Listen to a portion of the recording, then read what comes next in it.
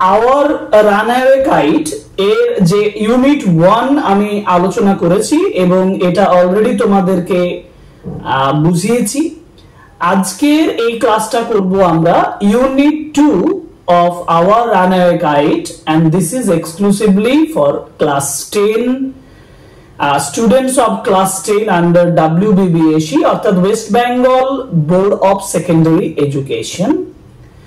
তো চলো আমরা line by line word by word বুঝে নিই। So welcome to English Edition channel. Today's class is on our runaway kite and this is unit 2.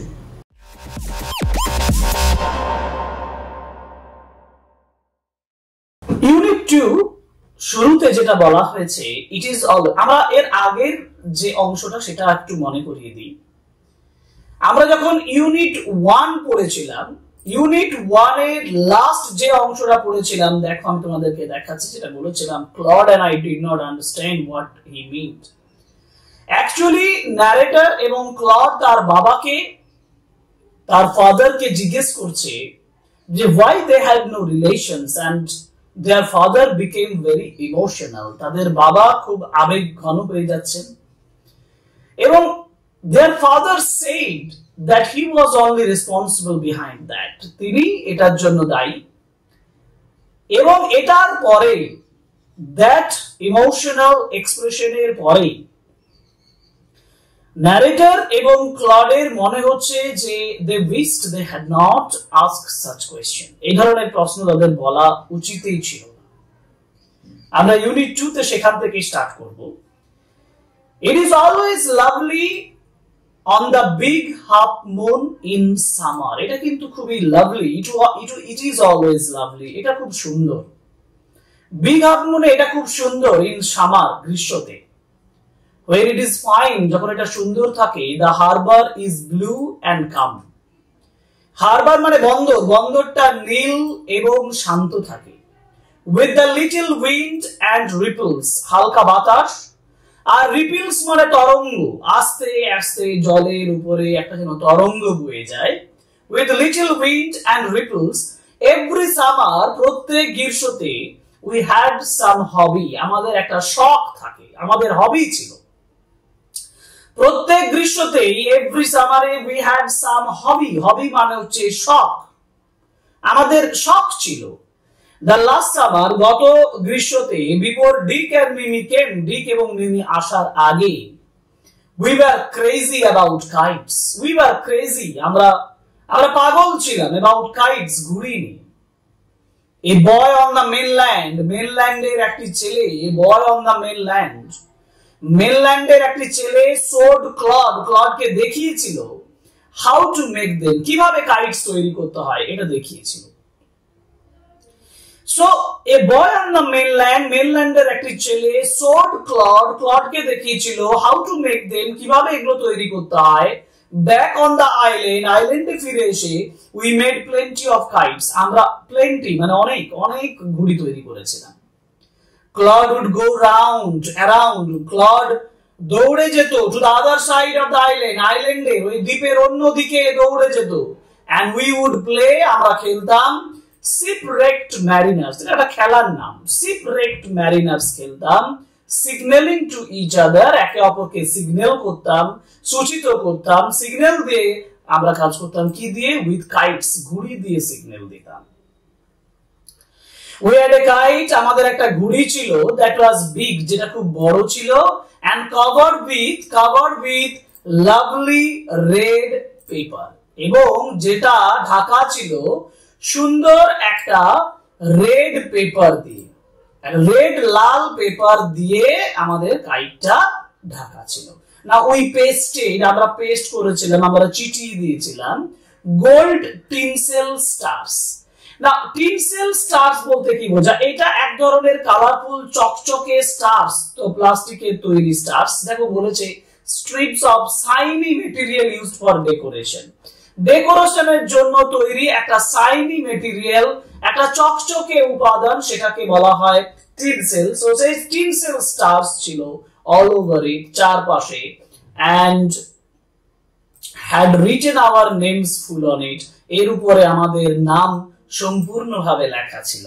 ক্লডলিটি and ফিলিপালিটি, big half moon lighthouse. দেখো তাহলে gold tinsel stars দেওয়া একটা বড় red পেপারের তৈরি বড় কাইট তাদের ছিল, যে কাইটের উপরে গোল্ড টিনসেল স্টারস চেটানো ছিল এবং তার উপর একটা নাম ছিল, নাম লেখা ছিল ক্লডলিটি এন্ড ফিলিপালিটি।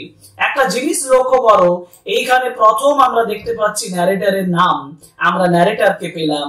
যিনি বর্ণনা করছেন, যে ব্যক্তি বর্ণনা করছে, আমি বলেছিলাম first person narrative, first person narrative হিসাবে যিনি বর্ণনা করছেন তিনি হচ্ছেন ফিলিপালিটি, তিনি হচ্ছেন ফিলিপালিটি। এই ফিলিপালিটি হচ্ছেন এখানকার বক্তা, এই গল্পের বক্তা। ওকে, তো তাদের নাম ওই ঘড়ির উপরে ছিল, হয়ে গেল। আচ্ছা, এরপরে যে অংশটা আছে দেখো, ওয়ান ডে, একদিন, there was a grand wind for kite flying. grand wind মানে হচ্ছে দারুণ সুটেবল বাতাস। একদিন there was a grand wind, দারুণ বাতাস উঠেছিল, যেটা সুটেবল ফর কাইট ফ্লাইং, যেটা ঘুড়ি ওড়ার জন্য, কাইট ফ্লাইং এর জন্য খুব সুন্দর ছিল, মানানসই ছিল। I am not sure, আমি নিশ্চিত ছিলাম না, how it happened, এটা কিভাবে ঘটেছিল।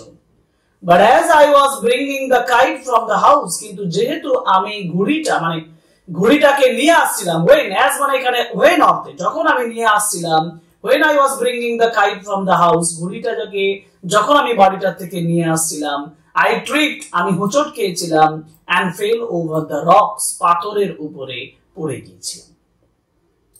My elbow, আমার যে কনুইটা, my elbow went clear through the kite, একেবারে ঘুড়িটার ভেতরে ঢুকে গিয়েছিল, এলবোটা ঘুড়ির ভিতরে ঢুকে যাচ্ছে, মেকিং এ বিগ হোল, হায় অ্যালাস, তাদের ঘুড়িটা কি হয়ে গেল, গর্ত হয়ে গেল। গর্ত হয়ে গেলে ঘুড়ি তো আর উড়বে না, তাই না?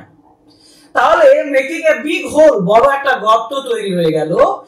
এন্ড তারপরে যেটা বলছে দেখো, we had to hurry to fix the kite, we had to হারি, আমাদেরকে তাড়াহুড়ো করতে হয়েছিল, তাড়াতাড়ি করতে হয়েছিল, মানে উই হ্যাড টু হারি, আমাদের তাড়াতাড়ি করতে হতো, টু ফিক্স দ্য কাইট, কাইটটাকে ফিক্স করার জন্য, if we wanted to send it up before the wind fell, wind ফেলের আগে মানে বাতাস পড়ে যাওয়ার আগে এটাকে যদি উপরে পাঠাতে হয় তাহলে আমাদেরকে কাইটটাকে ফিক্স করতে হতো।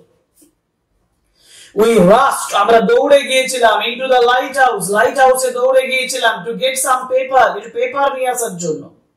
We knew there was no more red paper, আমরা জানতাম আর রেড পেপার ছিল না। We took the first thing that came handy, প্রথম জিনিসটা যেটা উপকারে আসবে বলে মনে হয়েছিল সেটাই নিয়েছিলাম। An old letter lying on the bookcase, বুককেসের উপরে একটা পুরনো চিঠি, in the sitting room, বসার রুমে। সো বসার রুমে একটা চিঠি, পুরনো চিঠি, তারা সেটাকে চেটানোর কাজে, তালি মারার কাজে লাগানোর জন্য নিয়েছিল। We patched the kite up with the letter, আমরা চিঠিটা দিয়ে ওই কাইটটাকে প্যাচড দিয়েছিলাম, তালি মেরেছিলাম। A sheet on each side, দুদিকেই সিট দিয়ে দিলাম, দুটো পেপার দুদিকে দিয়ে দিলাম, চিপকে দিলাম। And dried it by fire, শুকনো করলাম আগুনে। উই স্টার্টেড আউট, আমরা বেরিয়ে পড়েছিলাম, শুরু করেছিলাম। And up went the kite like a bird, এবং ওই ঘুড়িটা পাখির মতন উপরে উড়েছিল। The wind was glorious, বাতাসটা দারুণ গৌরবময় ছিল।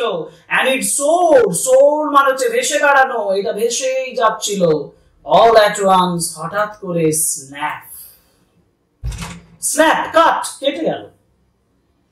Cut, there was Claude standing with a bit of cord in his hand, cord মানে সুতো বা দড়ি, এক টুকরো দড়ি নিয়ে দাঁড়িয়েছিল। Looking foolish, বোকার মতন দেখাচ্ছিল, looking foolish. Our kite had sailed away, আমাদের ঘুড়িটা had sailed away মানে ভেসে উড়ে চলে গিয়েছিল, over to the mainland, mainland-এ উড়ে চলে গেল আমাদের ঘুড়িটা। এটাই হচ্ছে ইউনিট 2। তাহলে ইউনিট 2 এর পড়া হয়ে গেল, ইউনিট 2 এর মিনিং আমরা বলে দিলাম। এর পরের ক্লাসে আমি আরো একটা ক্লাস করব যেখানে আমি ইউনিট 3 সম্পর্কে আলোচনা করব। সো একটা রিকোয়েস্ট দিয়ে শেষ করব ক্লাসটা, সেটা হচ্ছে subscribe the channel, like, comment and share my videos. Thank you very much, good bye.